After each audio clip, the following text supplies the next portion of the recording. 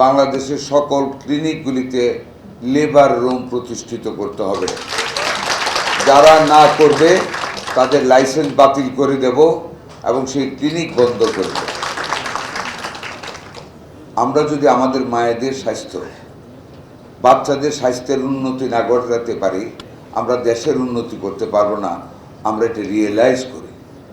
কাজেই মায়েদের স্বাস্থ্য এবং বাচ্চাদের স্বাস্থ্যের উন্নতি ব্যতীত একটা সুষম সমৃদ্ধশীল অর্থনীতি গড়ে তোলা যাবে না। যেই কারণে আমরা যে এই বছর 1 লক্ষ স্বাস্থ্যকর্মী নিব, তার মধ্যে 80,000 হবে মেয়ে লোক।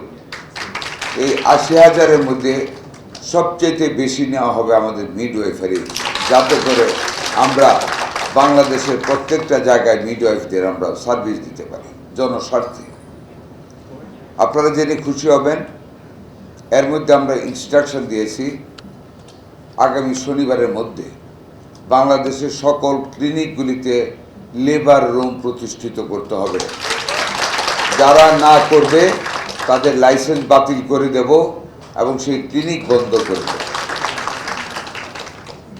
আজকে অফিসে গিয়ে আমরা আবার একটা মিটিং কল করব।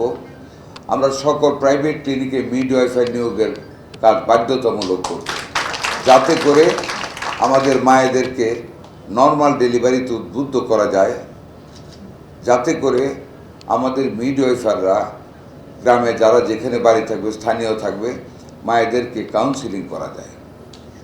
আমাদের মায়েরা ভীতির কারণে, জীবন রক্ষার কারণে দালালদের কথা শুনে, এমনভাবে ভয় দেখানো হয় এখানে কোনো অল্টারনেটিভ থাকে না, চিন্তা করার কোনো রকম বিকল্প থাকে না। এর হাত থেকে এই জাতিকে আমাদের রক্ষা করতে হবে।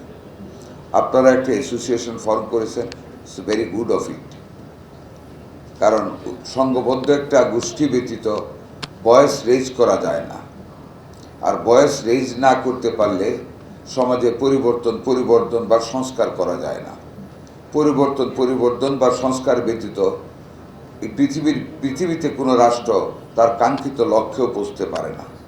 যেমন ধরুন, আজকে আমাদের মাননীয় প্রধানমন্ত্রী কত সংস্কার করতেছেন। একটা উদাহরণ দেই,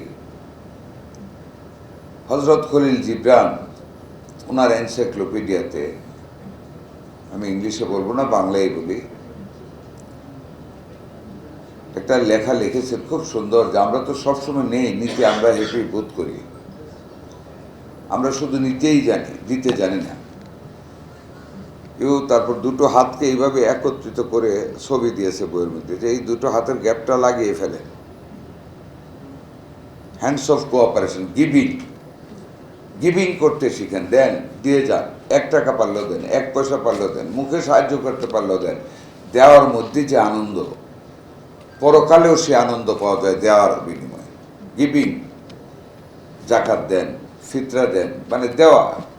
একটা মানুষ কাপড় পরতে পারে না, একটা কাপড় দিয়ে দেন আপনার সক্ষমতা থেকে, খাইতে পারেন না, 1 ফুট খাওয়ায় দেন, মানে দেওয়ার মধ্যে একটা আনন্দ আছে। যেমন আপনাদের সার্ভিস, ইটস এ গিভিং। এই গিভিংটাকে আরো এক্সটেন্ড করতে হবে for the betterment of a better community. আমি আগেই বলেছি, একটা মানে শক্তিশালী জনগোষ্ঠী ব্যতীত, একটি সবল জনগোষ্ঠী ব্যতীত সবল অর্থনীতি করা যায় না। সেইখানে কিন্তু মিডওয়াইফারদের সবচেয়ে বড় ভূমিকা পালন করতে হবে during the time of delivery, যাতে করে আর মায়েদেরকে ছুরির নিচে না যেতে হয়। আপনাদের সেই লক্ষ্যে আমরা আপনাদের ডানাকে অনেক প্রশস্ত করতে চাই। আমাদের মাননীয় প্রধানমন্ত্রী এই কনসেপ্টটি নিয়েই এসেছেন। আমরা মিডওয়াইফার নেব, নিয়োগ দেব এবং সকল মায়েদেরকে আমরা স্বাভাবিকতার দিকে ফিরিয়ে আনবো। কিছু তো ব্যতিক্রম হতেই পারে, আল্লাহর সৃষ্ট জীব, টেকনিক্যালিটি যেখানে থাকবে সেটার জন্য তো অল্টারনেটিভ থাকবে। বা ডালাওভাবে একটা গোষ্ঠীকে অবৈধ পয়সা উপার্জনের জন্য আমাদের মায়েদেরকে আর আমরা সেই খপ্পরদের, দালালদের হাতে ছেড়ে দিতে চাই না।